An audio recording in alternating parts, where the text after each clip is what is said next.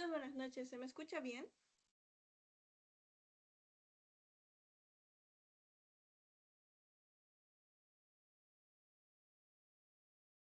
¿Dos?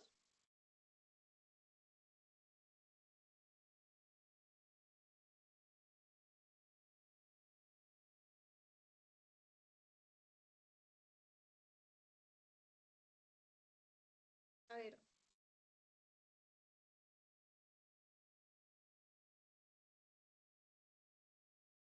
¿ahora se me escucha?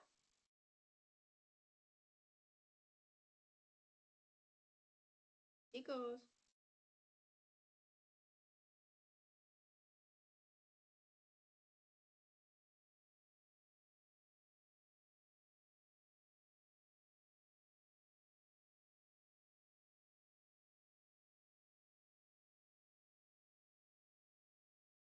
ya listo, ahora sí, recién me llegaron los mensajes. Bueno, vamos a iniciar con lo que es la clase. Ya, bueno, disculpen la demora y también lo que es la reprogramación del médico. Así que vamos a empezar de una vez con las clases, que ya estamos en la recta final. Solo nos faltaría lo que es proteínas y ácidos nucleicos para terminar lo que es, pues, el ciclo escolar, ¿no? Entonces, vamos con las generalidades de lo que son los lípidos, ¿no? Que serían básicamente todo lo que les llamamos comúnmente o a grosso modo como grasas, ¿verdad? ¿No? Son insolubles en agua, solubles en disolventes orgánicos polares, por lo tanto, no generan puentes de hidrógeno al ser insolubles en agua. Son muy consumidas diariamente y tienen una reserva energética de 9 kilocalorías por gramo, ¿sí? O sea, son los más energéticos. Y cumplen una función estructural y metabólica como pueden ser los fosfolípidos en las membranas bilipídicas, ¿no? De las células.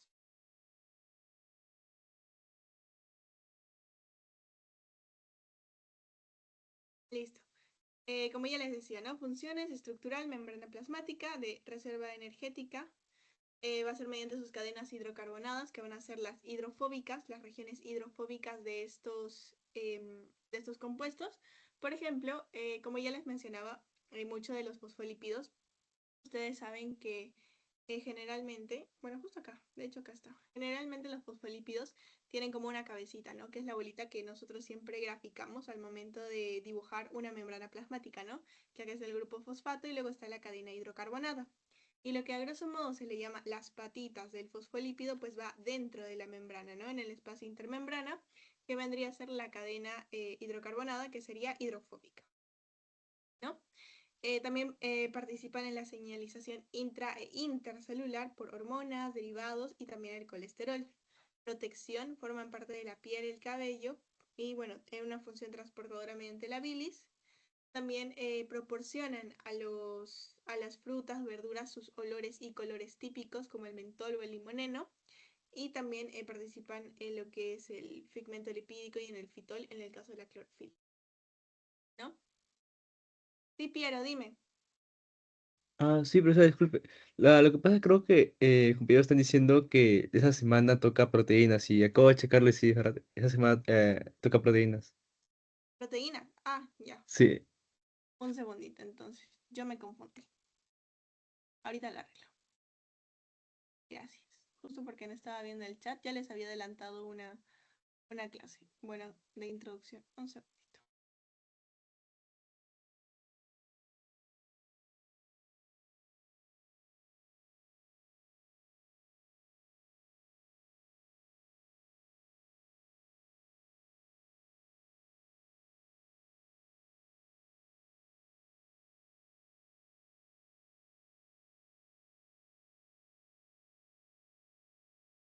Por suerte, ya le había actualizado la... Em, chicos, un segundo.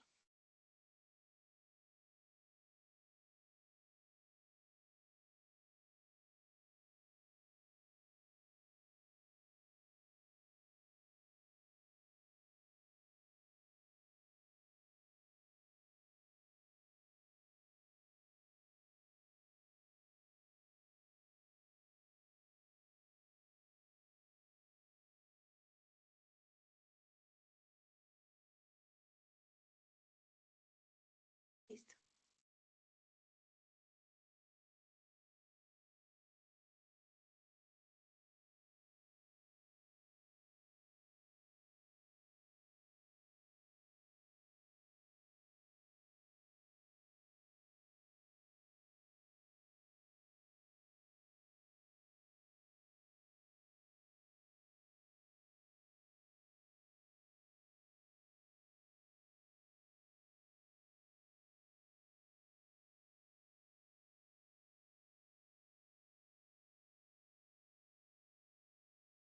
Listo, ahora sí. Bueno, esta semana corresponde a lo que es aminoácidos, péptidos y proteínas. Un error mío, disculpen, chicos, lapsus, lo que son los lípidos, ¿no? Entonces, esta clase, como ya se menciona en el título, se va a dividir en tres, en lo que son aminoácidos, péptidos y proteínas. Recordemos que un conjunto amplio de aminoácidos nos va a generar péptidos, ¿no? De los péptidos va a salir una proteína. Generalmente son más de 100 péptidos que nos dan una proteína, ¿no? Entonces, la unidad mínima de lo que es la proteína van a ser los aminoácidos. Y es eso de lo que vamos a hablar ahorita, ¿no? Ya sabiendo mucho de lo que son los grupos, los compuestos, ¿no? Vamos a ver lo que es la estructura de un aminoácido, ¿no? Que vamos a tener un ácido carboxílico y un amino, ¿no? Que nos recuerdan mucho a lo que son los grupos funcionales, ¿no? Este vendría a ser la fusión de dos grupos funcionales, ¿no? Hay más de 300 tipos de aminoácidos, sin embargo, el cuerpo humano solo utilizamos 20 de estos 300, ¿no? Como ya les decía, son moléculas orgánicas que tienen un grupo amino y, bueno, un ácido carboxílico en el otro extremo. Generalmente se le llama extremo N-terminal y C-terminal, ¿sí? Así lo van a encontrar en lo que es las literaturas, ¿no? Como ya les decía, que es la unidad mínima de las proteínas, que conforman tejidos, sangre, hormonas, anticuerpos, material genético. En sí, las proteínas están presentes en todo nuestro cuerpo y cumplen diferentes funciones, ¿no? Dentro de los aminoácidos tenemos dos, el L-aminoácido y el D-aminoácido, ¿no? Los L-aminoácidos son aquellos que se encuentran en la naturaleza y tienen la configuración estereoquímica L, ¿no? ¿Se acuerdan de levogiro?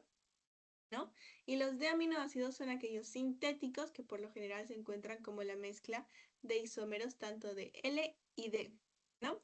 Cabe recalcar que estos aminoácidos van a tener un carbono asimétrico, excepto la glicina, que va a ser el aminoácido más pequeño que se tiene. Bueno, el que tiene una conformación, digamos, menos compleja, por así decirlo, ¿no? Que es el primer aminoácido. Ahora, vamos a clasificar y denominar a los aminoácidos, que bueno, en sí tienen distintas clasificaciones. Entonces, la primera que vamos a tocar es por el grupo R, ¿no? El que se va a sustituir, ¿no? Va a ser la parte que puede variar dentro de los aminoácidos, ¿no? Y bueno, mediante su grupo R va a ser por su clasificación por la cadena lateral, ¿no? Podemos tener como primer subclasificación lo que son aminoácidos alifáticos que solo tienen carbono e hidrógeno, ¿no? Como puede ser la glicina, segundo por favor, la glicina, la alanina, la valina, la leucina y la isoleucina. Como pueden ver acá, solo tienen carbono e hidrógeno. Eso sí, muy aparte de lo que es su grupo amina y su grupo ácido carboxílico, ¿no? O sea, su grupo amino. Deben tener ambos y aparte les van a añadir carbono e hidrógeno. Y como ustedes ven, como ya les decía, lo que es la glicina es de los más básicos, ¿no? Por ejemplo, solo se le agrega un hidrógeno y a lo que es alanina, valina, leucina, isoleucina, a los demás ya se les agrega lo que son ya más cadenas o más moléculas, ¿no? Más átomos. También aparte de los alifáticos, tenemos los hidroxilados que tienen grupos hidroxilo, ¿no? De ahí viene su nombre, ¿no? Como puede ser lo que es la serina o la treonina. Aromáticos, que van a tener lo que son anillos bencénicos, aparte de su estructura primaria, ¿no? Como puede ser la fenilalamina, la tirosina y el triptófano. Los acídicos, que van a tener grupos carboxilados adicionales, es decir, van a tener un CO con doble enlace, además del que ya se tiene dentro de la conformación básica de un aminoácido. Y amídicos, que solo tienen un grupo amida, ¿no? Que sería el sustituyente con CONH2, ¿no? Como la aspargina y la glutamina. Bueno, luego tenemos también los básicos que tienen grupos amino adicionales, como puede ser la lisina, la arginina y la histidina, que ya tenemos el grupo amino y grupo amino, aparte del que ya se tiene, ¿no? Luego tenemos los azufrados, que van a tener un grupo de azufre, ¿no? Como la cisteína y la metionina. Y los aminoácidos, que van a tener un grupo C doble enlace con NH, que el único aminoácido que tenemos es la prolina. Ahora, eso vendría a ser con respecto a la clasificación por su cadena lateral, ¿no? Por su sustituyente. Ahora venimos con lo que es la clasificación por su polaridad, que pueden ser polares o no polares. Dentro de estos polares pueden ser los no cargados, los básicos o los ácidos. Y dentro de los no polares pueden ser alifáticos o aromáticos. Dentro de los no cargados, es decir, tienen carga cero, tenemos aspargina, cisteína, glutamina, serina y treonina. Y dentro de los básicos, que van a ser los positivos, van a ser arginina, histidina y lisina. Dentro de los ácidos negativos, vamos a tener aspartato y glutamato. Y nuevamente vamos a repetir lo que son alifáticos y aromáticos, como con los sustituyentes, ¿no? Que tenemos alanina, isoleucina, glicina, leucina, metionina, prolina y valina. Y en aromáticos, fenilalanina, tirosina y triptófano. Luego tenemos otro tipo de clasificación, ya llevamos 3 con esta, ¿no? Por su destino metabólico. Es decir, que el metabolismo de estos aminoácidos, ¿qué nos va a dar como último producto? Nos pueden dar cuerpos cetónicos o nos pueden dar glucosa, o sí, nos pueden dar glucosa. O también nos pueden dar ambos, ¿no? Aquellos que dan solo cuerpos cetónicos son la leucina o la lisina. Un cuerpo cetónico es lo que es la acetilcoenzima A o el acetoacetilcoenzima A, que luego va a ir a lo que es el ciclo de Krebs, ¿verdad? Y los glucogénicos van a ser, dan glucosa. Y tenemos la alanina, arginina, asparagina, aspartato, cisteína, glutamato, glutamina, glicina, histidina, metionina, prolina, serina y valina, ¿no? Son muchos más que lo que son los cetónicos, ¿no? Van a ser degradados a intermediarios del ciclo de Krebs. Como se puede ver aquí, ese es el ciclo glucosa-alanina. Yo en realidad se los pongo para que vean más o menos cómo va de alanina a glucosa. Sin embargo, no es necesario que se aprenda que alanina va piruvato, luego glucosa, glucosa, piruvato, lactato, alanina, ¿no? No hace falta. Pero siento que ver los gráficos y relacionarlos se hace mucho más fácil para ver cómo se llega a lo que es la glucosa, ¿verdad? Y aquí están los mixtos o también llamados cetogénicos y glucogénicos que pueden irse por los dos caminos. Vamos a tener la isoleucina, la fenilalanina, la treonina, la tirosina y el triptófano, ¿no? Por ejemplo, de la L-treonina, por la treonina deshidratasa nos va a dar glucosa y por la treonina deshidrogenasa nos va a dar acetil-CoA y glicina. ¿No? Como ya les decía, todos los aminoácidos van a partir como inicio de la glicina, ¿no? Aquí tenemos lo que son diagramas, que son bastante sencillos de entender y nos pueden ayudar a relacionar un poquito más cuáles van a ser mixtos y cuáles van a ser solo cetónicos y solo de glucosa. ¿No? Ustedes saben, bueno, todavía no, pero generalmente primero viene el alfa-acetoglutarato, luego el succinil-CoA, el fumarato, el oxalacetato, y luego viene la glucosa. Si ustedes ven, es como estamos yendo en inversa al ciclo de Krebs, ¿no? Y acá también tenemos lo que es de piruvato a glucosa, ¿no? Que esto, bueno, el piruvato vendría a ser el último producto de lo que es la glucólisis, ¿no? Que vendría a ser la descomposición de la glucosa. ¿No? Entonces, a partir del piruvato nos vamos a dar glucosa. Como que estamos yendo al revés, ¿no? Sería eh, la gluconeogénesis, si se quiere, ¿no? Sería generar glucosa. Entonces, de acetil-CoA tenemos el acetoacetilcoenzima A que nos va a dar cuerpos cetónicos. Por ejemplo, aquí vimos que la treonina es uno mixto, ¿verdad? Nos va a dar cuerpos cetónicos y nos va a dar glucosa, ¿no? Por ejemplo, acá está, la treonina nos va a dar directamente acetil-CoA y también nos va a dar directamente piruvato, ¿no? ¿Hasta aquí alguna pregunta? Voy a ver desde mi celular porque ahí veo más los chicos.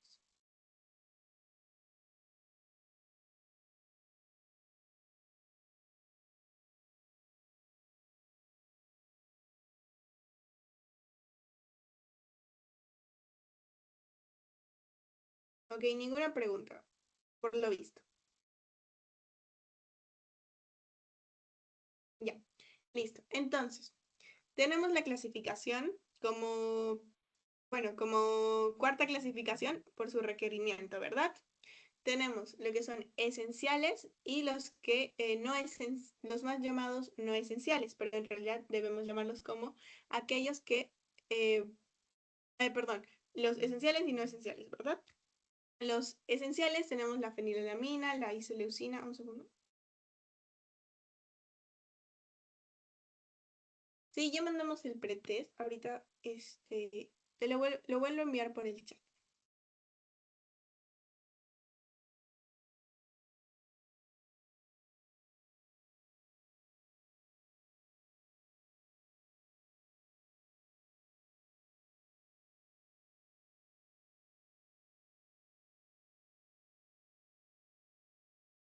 Listo. Antes de continuar, ¿todos pudieron completar su pretest?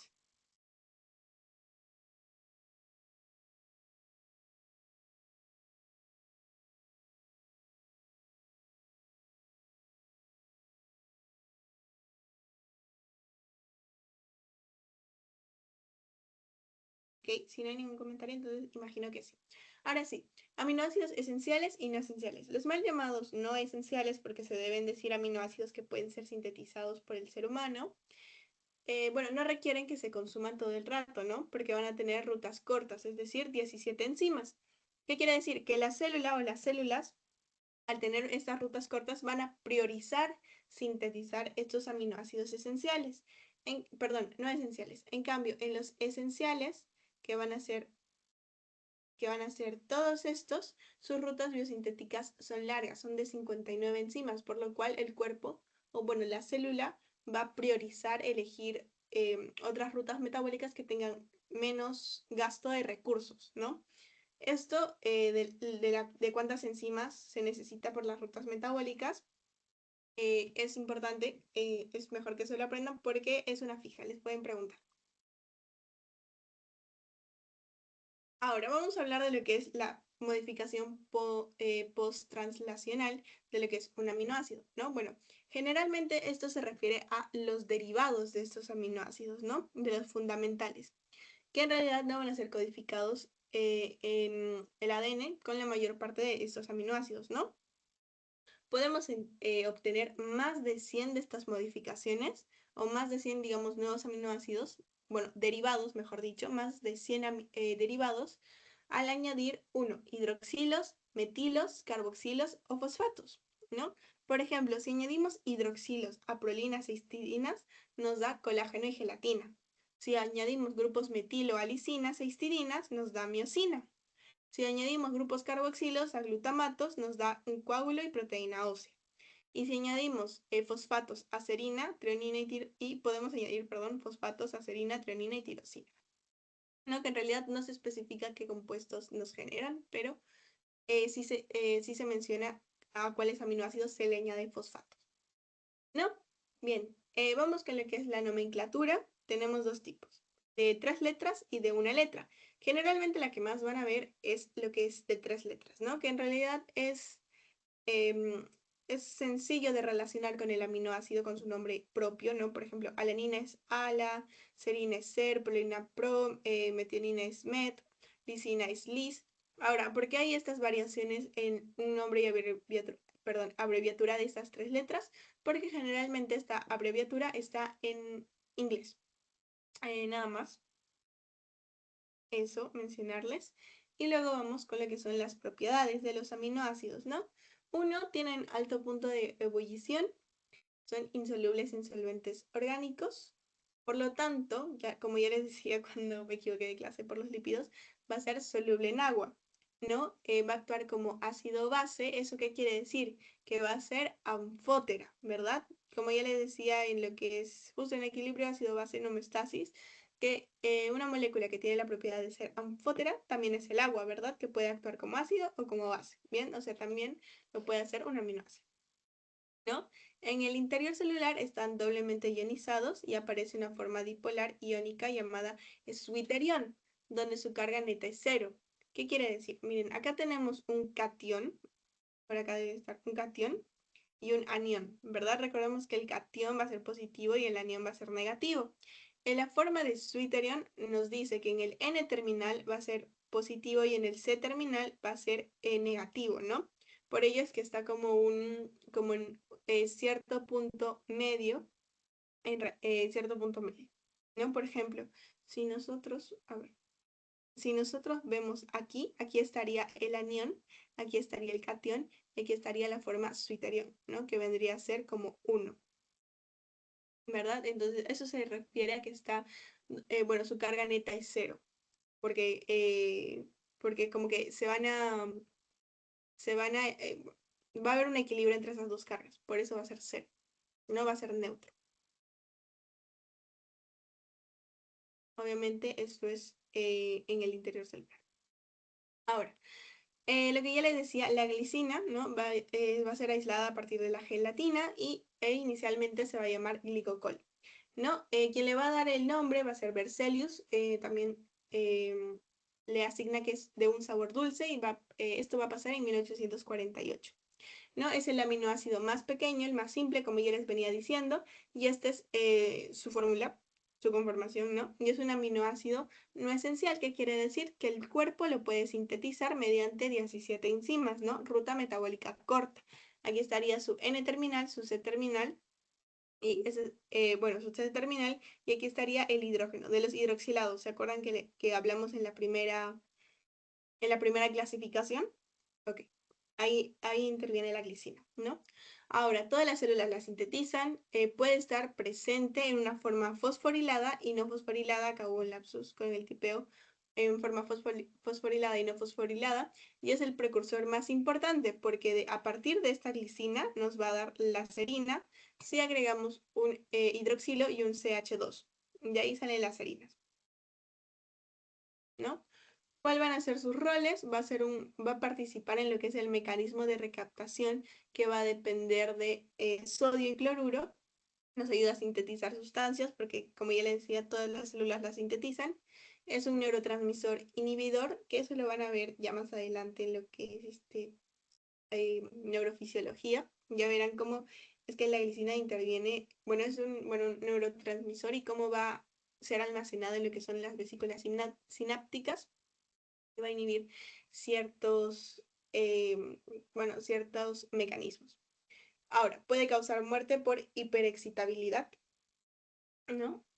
Y bueno, bien, hasta aquí. ¿Alguna pregunta?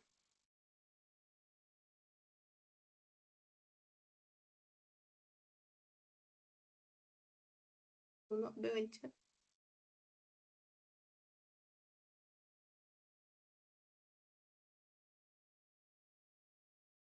Ninguno. Ok, ninguno. Bueno, algo más que aquí se me olvidó mencionar, hiperexcitabilidad va a ser un estado del... Sí, Miyui, dime.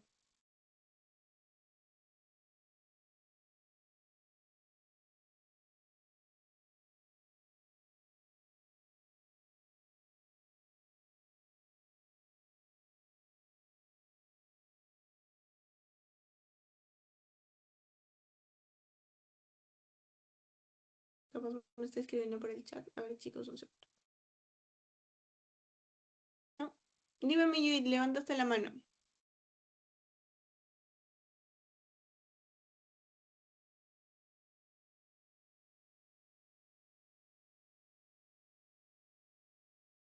Ok. Parece que fue un error. Bueno, en todo caso les estaba explicando sobre lo que es la hiperexcitabilidad. Uno de estos ejemplos vendría a ser lo que es la epilepsia, y va a ser un estado donde el sistema nervioso central tiene altos niveles altos niveles neuronales, ¿no? Por eso se le llama hiperexcitabilidad, ¿no? Viene a ser un desequilibrio en los neurotransmisores. Y al ser la glicina parte de este neurotransmisor, bueno, que en realidad los inhibe, pues interviene en lo que es la hiperexcitabilidad. Ah, vamos ya con los péptidos, y para ello debemos hablar del enlace peptídico. Ok. Perdón, es de la clase. un enlace peptídico, ¿no? Que viene a ser la unión de un aminoácido con otro y nos va a llamar un enlace peptídico. Ahora, ¿cómo se va a dar este enlace? Que en este diagrama que me gusta mucho lo explica muy bien, ¿no? Aquí tenemos un aminoácido 1 y acá tenemos un aminoácido 2. El 1 se va a unir al 2 por el C terminal y el 2 en el N terminal, ¿verdad? Entonces, lo que se va a liberar va a ser una molécula de agua, ¿no? Vamos a perder un OH por parte del primer aminoácido y un H por parte del segundo aminoácido. Este H del extremo N terminal y el OH del extremo C terminal, ¿no? Y bueno, va a salir una molécula de agua y se va a generar lo que es un dipéptido, ¿no? Básicamente esto es lo que nos dice estos tres, que el extremo N de uno de los aminoácidos, el cual pierde un hidrógeno, ¿no? Este N terminal, se combina con el extremo C del otro, quien pierde un grupo hidroxilo, ¿no? Un OH, ¿no? Se va a crear un enlace covalente, se libera una molécula de agua y el compuesto es un péptido. En este caso es un dipéptido, porque son dos aminoácidos. Ahora, péptido es la unión de bajos números de aminoácidos, ¿no? Clasificación puede ser dipéptido, oligopéptido o polipéptido, ¿no? De 2 aminoácidos, oligopéptido de 3 a 10 y polipéptido más de 10 aminoácidos. Para que sea una proteína, como les mencioné en el inicio, tiene que tener más de 100 residuos, si no sigue siendo un péptido, ¿no? De aminoácido, péptido, proteína. Y se representa mediante la abreviación de 3 letras, que para eso les mostraba, ¿no? Por ejemplo, puede ser alanina, lisina, histidina, alanina, alanina. No hay problema con que se repita el aminoácido. Aquí, ¿alguna pregunta sobre los péptidos o los aminoácidos?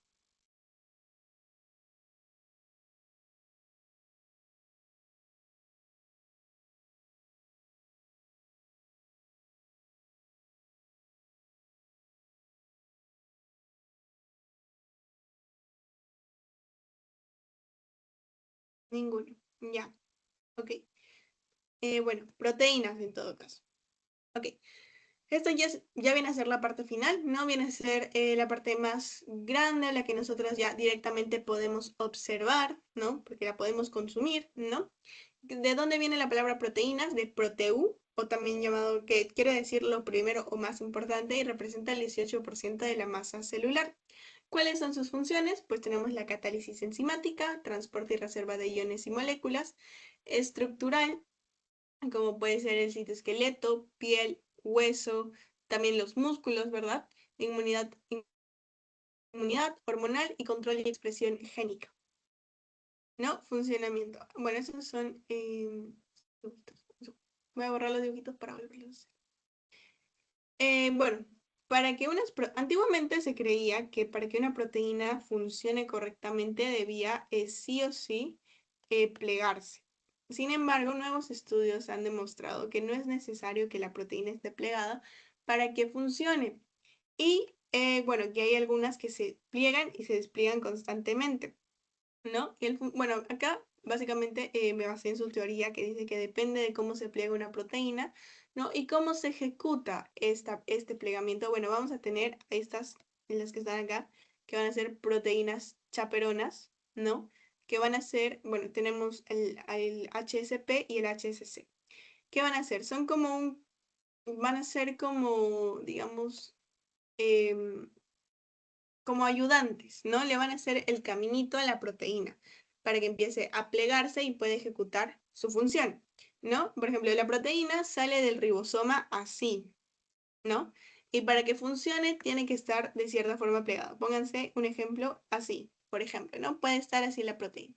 Entonces, lo que van a hacer estas proteínas chaperonas, van a hacer, la proteína, por ejemplo, tiene que, digamos que está así, debe doblarse su último residuo hacia la derecha, así debe empezar. Pero, ¿qué nos asegura que no se doble para acá o no se doble para arriba, para abajo, para cualquier lado que no tenga que ser este? Pues las proteínas chaperonas que le van a empezar a hacer su caminito para que se doble de la forma correspondiente, ¿no? Porque si no, ahí vendría a ser lo que es, cuando hay un mal plegamiento de proteínas, vendría a ser lo que es, bueno, eso que les voy a explicar justo ahora.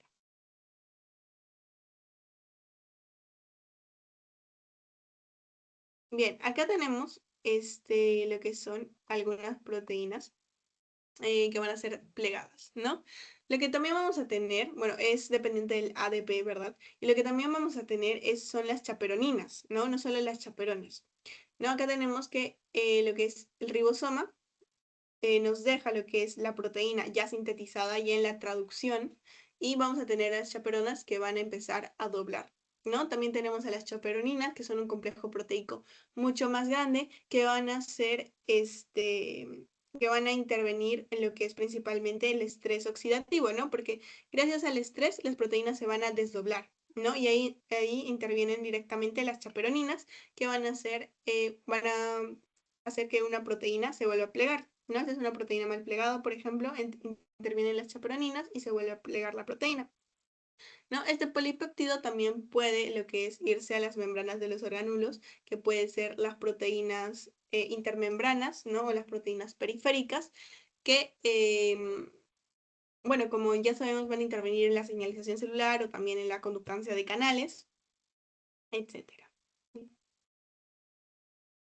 Bien, el funcionamiento, acá tenemos otro tipo de chaperona que es la HSP60, que es la más sonada, ¿no? Que básicamente lo que hace es plegar la proteína y vamos a tener proteínas de 100 a 5000 residuos y que las proteínas de células biológicamente activas tienen solo una conformación, que quiere decir que solo se van a plegar de una manera. No es que se pleguen solo una vez, sino que de una manera específica, ¿no? Ahora vamos con las estructuras. Tiene cuatro estructuras, cuatro tipos, ¿no? Primaria, secundaria, terciaria y cuaternaria. En la primaria es básicamente la secuencia lineal de aminoácidos, ¿no? Después de la traducción es una estructura fundamental y va a ser afuncional. En este estado no va a tener ninguna función. Viene codificada por el material genético de un organismo y determina las otras conformaciones. La estructura secundaria se puede dividir en dos, puede ser hélice alfa o alfa hélice o de hoja plegada, también llamada beta, ¿no? En esta hélice alfa que parece lo que es un rizo de un cabello, es una cadena plegada.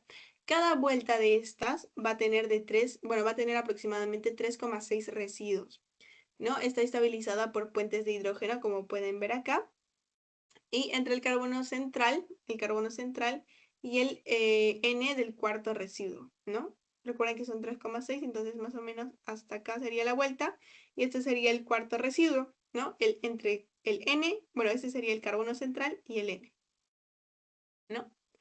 Ahora, la hoja plegada, también llamada beta, es plana, se pliega sobre 100 cadenas paralelas o antiparalelas. ¿Ves? Acá tienen una antiparalela y la paralela. Como ustedes pueden apreciar, la antiparalela se ve un poquito más organizada que la paralela, ¿no?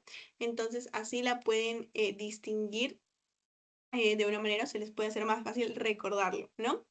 Los puentes de hidrógeno, a diferencia de las alfa hélices, están entre los residuos N terminales de un fragmento y C centrales de residuos, pero de uno adyacente, no del cuarto residuo, sino del que está al ladito.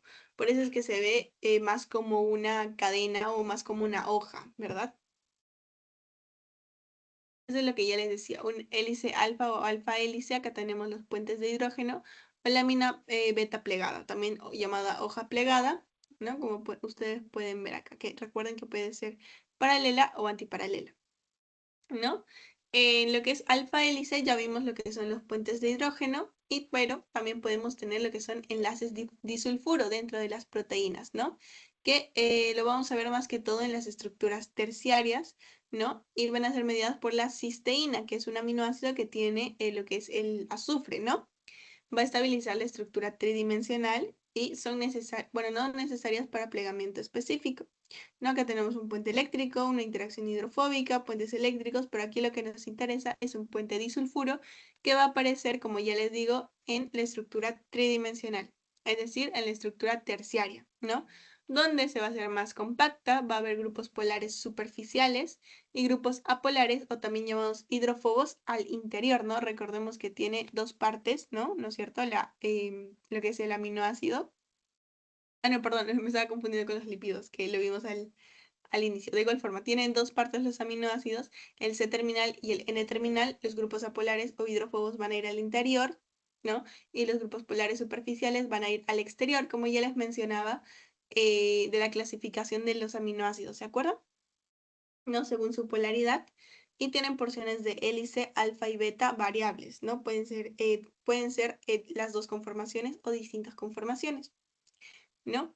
Acá tenemos, por ejemplo, lo que es el enlace disulfuro, como ya les mencionaba, en lo que es la cisteína, ¿no? Porque es el único, bueno, no, perdón, no es el único aminoácido, pero la metionina tiene otro rol. Es uno de los dos aminoácidos que solo tiene el azufre, por lo tanto, ahí es donde se va a dar el enlace disulfuro. Obviamente, por ejemplo, en alanina o alanina-tirosina no se puede dar, ¿verdad? Como última estructura tenemos la cuarta, también llamada estructura cuaternaria, que van a intervenir dos o más cadenas iguales o diferentes, unidas por enlaces débiles de tipo no covalente, como lo que es la hemoglobina, que van a ser, bueno, en la hemoglobina A, que es la más común, van a ser dos cadenas alfa y dos cadenas beta. También tenemos, por ejemplo, la hemoglobina fetal, que van a ser dos cadenas alfa y dos cadenas gamma, ¿no? Pero en fin, ese es otro tema. Por ejemplo, acá tenemos lo que es el grupo de hierro de la cadena de hemoglobina, ¿no? Dos cadenas alfa, dos cadenas beta, y este es un buen ejemplo de lo que es la estructura cuaternaria. Bien, antes de pasar con la síntesis de proteínas, que ahora estoy aquí, ¿hay alguna pregunta?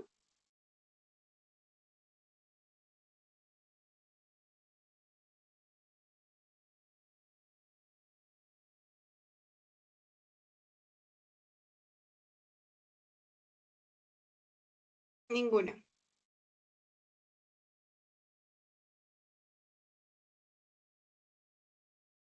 Ok, esperen, veo el chat.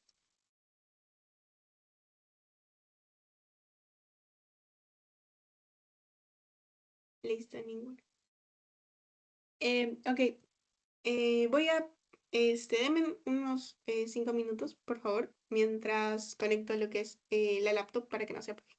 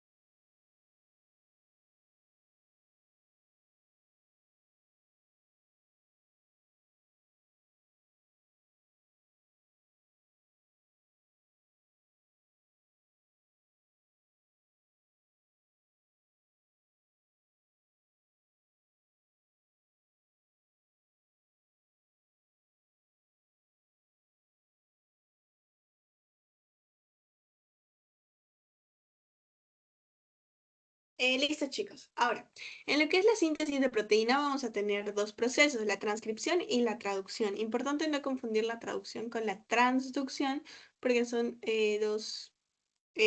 dos procesos totalmente diferentes. Primero vamos a hablar de lo que es la transcripción. Como sabemos, el material genético está en lo que es el núcleo, ¿no? Ese es el núcleo. Ahora, la traducción se va a dar en lo que es el citoplasma. Por lo tanto, necesitamos que este material genético salga del núcleo hacia el citosol. Bueno, perdón, hacia el citoplasma, ¿no? Entonces vamos a utilizar lo que es el proceso de transcripción y un ARN mensajero, ¿no? Mediante este proceso de transcripción se va a producir lo que es un ARN mensajero, que este sí va a poder salir del núcleo por un núcleo poro y llegar hasta lo que es el citoplasma, ¿no? Donde el ribosoma, que también es sintetizado también es sintetizado dentro del núcleo, va a ejecutar lo que es la traducción, ¿no? Va a interpretar este código genético, bueno, de bases nitrogenadas del ARN y lo va a transformar en lo que es aminoácidos, ¿no? Básicamente esos son los procesos de traducción y transcripción. Este es la conformación de un ribosoma. Tiene dos partes, su unidad grande y la unidad pequeña, ¿no? Acá tenemos el ARN mensajero y acá tenemos el ARN de transcripción, que va a ser el encargado de, traer los aminoácidos necesarios según la traducción que se da del ARN mensajero, ¿no? Y se va a generar un aminoácido, se van a generar varios aminoácidos dando como resultado una cadena polipeptídica y a la larga pues una proteína. ¿no? Que recordemos que una proteína es más de 100 residuos. Bien, aquí tenemos básicamente lo que es la síntesis de proteína, ¿no?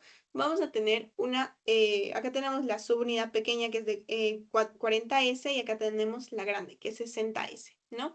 Vamos a tener una secuencia de señal y vamos a tener una partícula que va a reconocer esta secuencia de señal, que es la SRP, ¿no? Que mediante lo que es, bueno, el poro y todo ello, vamos a empezar a sintetizar lo que es el aminoácido. ¿Y cómo sabe el ribosoma dónde cortar o dónde terminar lo que es la síntesis? Pues vamos a tener una señal de peptidasa que va a permitir como que cortar lo que es la producción de bueno, de esta cadena polipeptídica o de esta proteína y que finalmente la libere para que se haga el proceso de plegación y la proteína pueda ejecutar su función. ¿No? Eso es básicamente lo que nos dice que ustedes saben que siempre se va a sintetizar algo de 5 a 3, ¿no? En lo que es el ARN mensajero, ¿no? Aquí tendríamos de cómo es la evolución más que todo, ¿no? Del ADN tenemos el TPARN, que generalmente no se menciona, lo dejamos de lado, el el ARN transcripcional y nos va a dar el ARN mensajero, que básicamente ese de aquí es el primero que sale, no, el primero que sale, y luego tenemos el ARN mensajero, que va a salir del núcleo hacia el citoplasma y va a llegar hasta el ribosoma, donde vamos a tener la proteína que va a ser llevada al retículo endoplasmático para el plegamiento y luego al aparato de Golgi para lo que es, bueno, para lo que es em, completar su maduración. ¿Hasta aquí alguna pregunta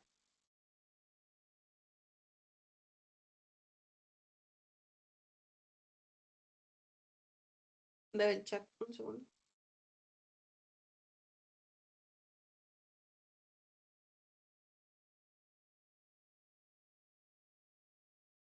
Ok, parece que no.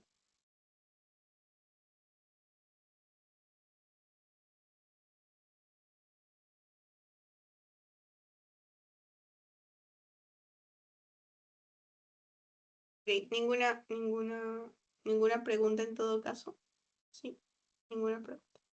Ok, entonces, vamos a lo que son las proteínas conjugadas, que básicamente es proteína y más otro grupo, ¿no? Por ejemplo, glicoproteínas, lipoproteínas, metaloproteínas, nucleoproteínas y cromoproteínas. Lipoproteínas, por ejemplo, tienen un grupo de lípidos asociados a estas proteínas, ¿no? Glicoproteínas tienen un grupo de azúcares asociados. Metaloproteínas, un metal, nucleoproteínas, cromoproteínas, etcétera, ¿no? Eso se llama las proteínas conjugadas, básicamente. Ahora, aquí hay un inciso bastante importante de lo que es las proteínas priones, porque estas van a ser, bueno, de estas derivan enfermedades muy peligrosas, de las cuales, según tengo entendido, ningún paciente ha sobrevivido, tiene una tasa de mortalidad del 100%, ¿no? Estas enfermedades por priones se debe a que estas son proteínas, bueno, mal plegadas prácticamente, ¿no? Que van a generar un daño, bueno, que en realidad em, van a hacer o van a corromper a otras proteínas, ¿no? Estas enfermedades pueden ser de tres tipos, pueden ser esporádicas, familiares o contraídas. Esporádicas que aparecen de forma espontánea sin razón conocida, que es casi siempre se desconoce el mecanismo de acción, cómo aparece, ¿no? Y bueno, familiares tienen un componente genético y contraídas, bueno, a veces contraídas a través de un material muy contaminado como muy poco frecuente. ¿Ven cómo esta es una proteína normal? Y esta va a ser una forma priónica de esta proteína, como que altera su conformación y va a generar daño en las células. ¿No? Uno de estos ejemplos es, me parece, la enfermedad de las vacas locas o también llamada que es la encefalopatía espongiforme. En todo caso, acá hay un video más que todo explicativo de lo que es esta enfermedad. Y bueno, lo voy a poner dura creo que 2 minutitos.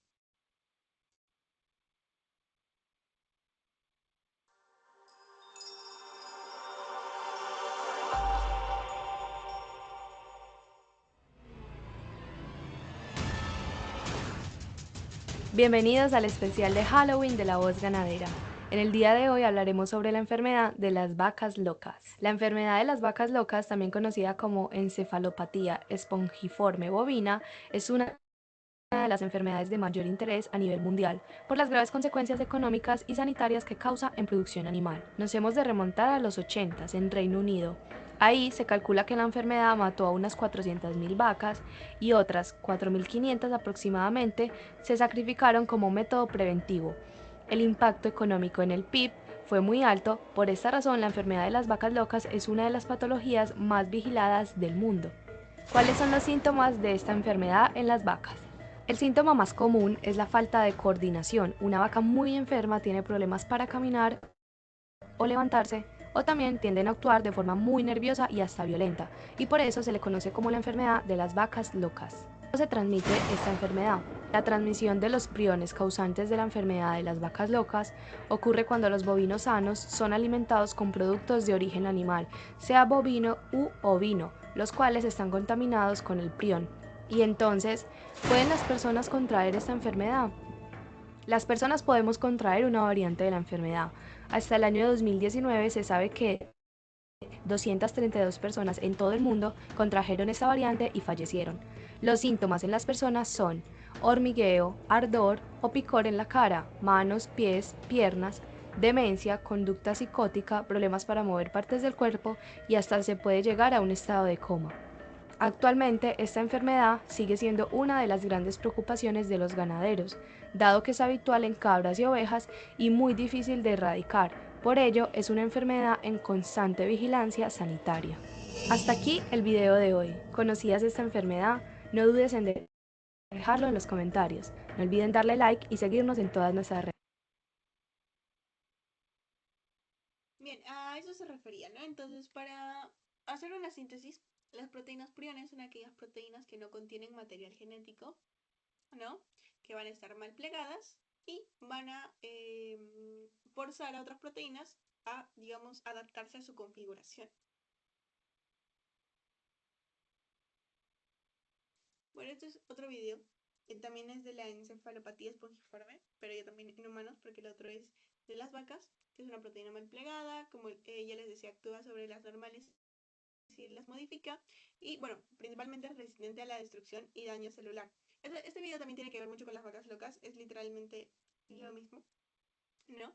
A ver cómo vamos de tiempo. Sí, yo creo que sí lo podemos ver.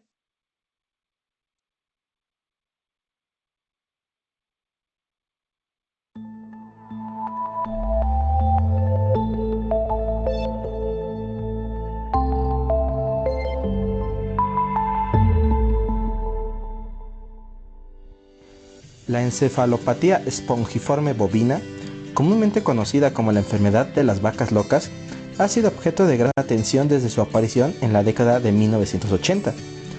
Este trastorno neurodegenerativo ha planteado serios desafíos tanto para la salud industrial ganadera como para la salud pública en general. Se caracteriza por la acumulación de priones, es decir, proteínas anormales en el sistema nervioso central de los bovinos, lo que conduce a la degeneración cerebral progresiva. Tiene problemas para caminar o levantarse y pretende comportamientos nerviosos o violentos.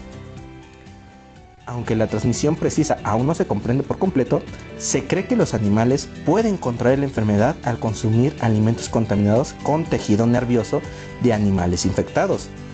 Este aspecto ha generado preocupación sobre la seguridad alimentaria y ha llevado a la implementación de medidas preventivas y de control en la producción y procesamiento de carnes.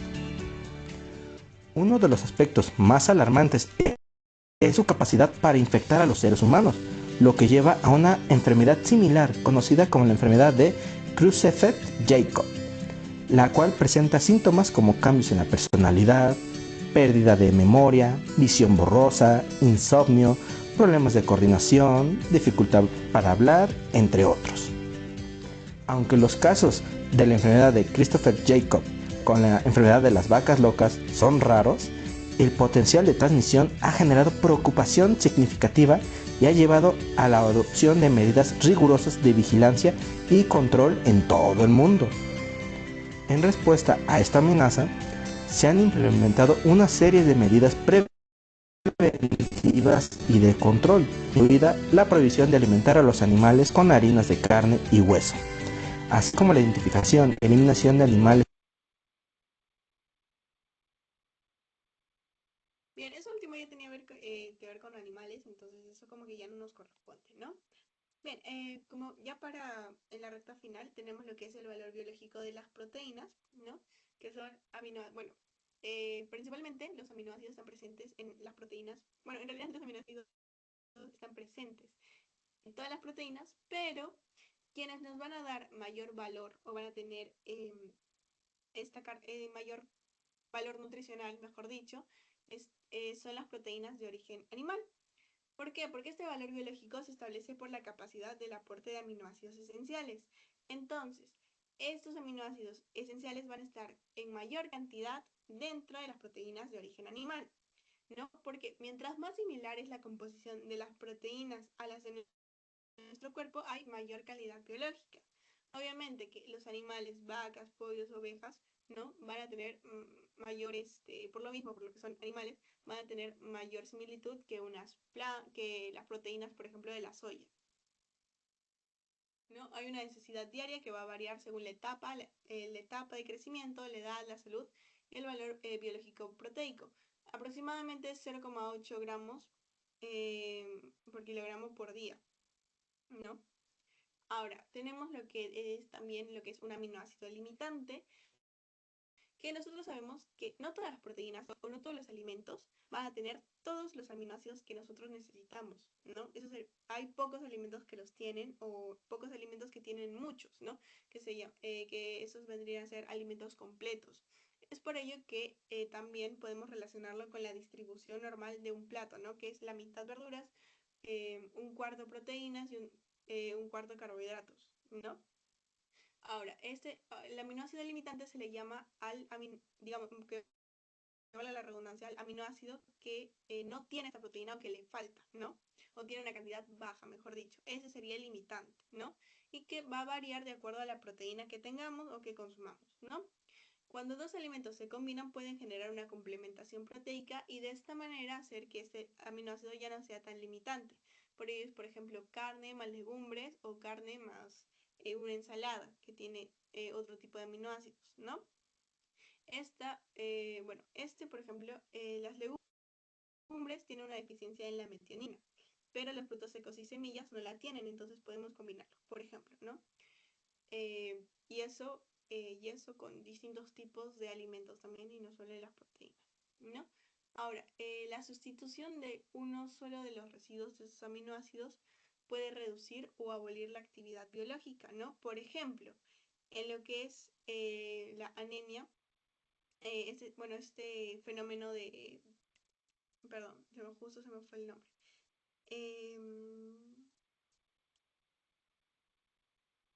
Uy, ahorita lo busco y se los paso. Este fenómeno, este tipo de anemia, hace que el glóbulo rojo, que es normal, que es una forma bicóncava, ¿no? Que es una forma como si fuera una moneda, se va a alterar y ponerse en una forma bicóncava, ¿no? Que es un drepanocito. Esto sucede cuando hay una sustitución de la valina por el ácido glutámico, ¿no? De este aminoácido, ¿no? Que lo que va a hacer en realidad va a generar trombos porque va a tapar lo que son las arterias, ¿no? Va a haber una hemoglobina anormal y va a generar un bloqueo, ¿no? Poniéndolo en un contexto nacional, que es el consumo de proteínas en el Perú, nosotros vemos que generalmente los peruanos no consumimos tantas proteínas como deberíamos, puesto que la mayoría de platos de nuestra gastronomía tienen lo que son mayor ingesta de carbohidratos, ¿no? El arroz, la papa, choclo también, ¿no? Que, bueno, esos van a variar de acuerdo al precio, patrones culturales, hábitos, edad, presupuesto familiar y disponibilidad. Obviamente siempre va a ser más barato hacer un arroz con huevo, por ejemplo, que hacer cualquier otro plato más complejo, que puede ser un pollo a la olla, va a ser mucho más económico, ¿no? Ahora, esta por último es la pirámide que ya la conocemos, que es de de conocimiento, ¿no? Que arriba están los que menos debemos consumir, que serían dulces, grasas untables, snacks salados. Luego vienen las carnes rojas, procesadas y embutidos. Consumo variado diario, que pollo, huevos, lácteos, legumbres, ¿no? Grupos de consumo en cada comida principal que vienen a ser lo que son carbohidratos, que obviamente no en exceso y esto varía según el grado de actividad física, y las frutas y verduras, ¿verdad? Y siempre es necesario mantener lo que son estilos de vida saludables. Esta vendría a ser la bibliografía. Y bueno, ¿alguna pregunta antes de pasar con lo que es su post-test?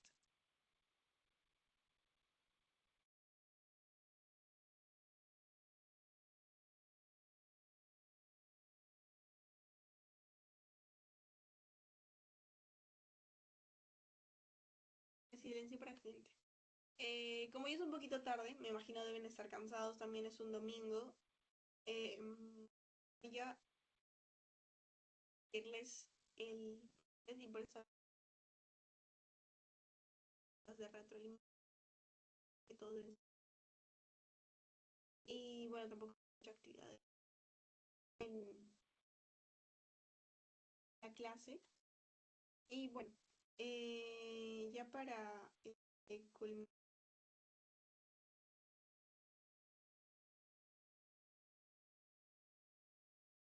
Ya para culminar, el nombre de la anemia es la anemia falciforme. Ok, esto lo acabo de ver, ¿no? Que es donde los glóbulos rojos se ven como una hoz, como lo vieron en la imagen, ¿no? Y bueno, se vuelven rígidas, pegajosas, y obviamente eso altera la forma, bueno, la manera en la que el flujo de sangre se distribuye por todo el cuerpo. Viene a ser un flujo lento y lo que genera, pues, es trombos.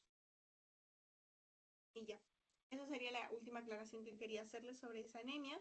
Y si no hay más preguntas, se pueden retirar si ya terminaron de hacer su post.